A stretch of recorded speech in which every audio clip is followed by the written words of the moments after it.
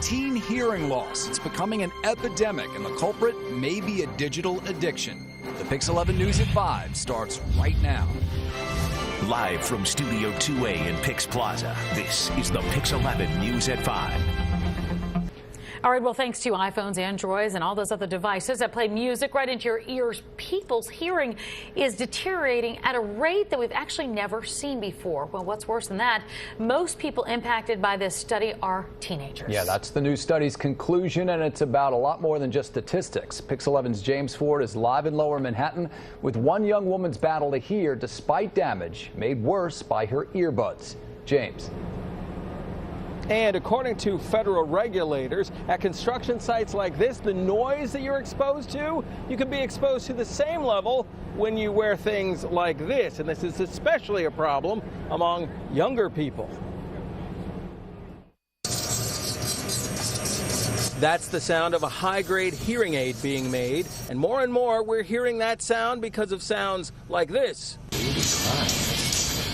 That iPhone, and it could be an Android or any personal music device, is playing at almost full blast into an artificial ear and listening device that measures in decibels how loud it is. If you were listening to something that's 90, then OSHA would regulate that after 8 hours of exposure, you need to be wearing hearing protection.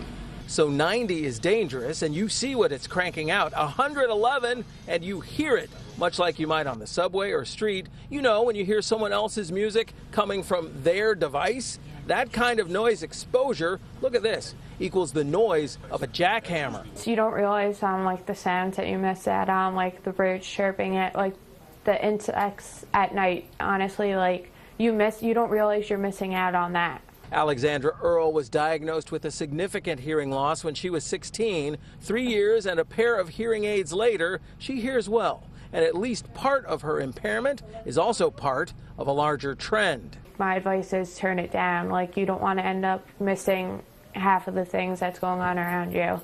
That's her message to young people like herself. A new study shows a remarkable increase in teens showing signs of potential hearing loss. 4 years ago, it was 20%. Now, the number's more than doubled, with nearly half of all teens showing potential signs of hearing loss. It's relieving to be able to see it out in the open so that everybody could have that hearing health awareness, especially because it's such a preventable type of hearing loss. She's one of Alexandra's audiologists, or hearing doctors. She's the other. What is the most surprising thing is that teenagers know the risks and they still do it.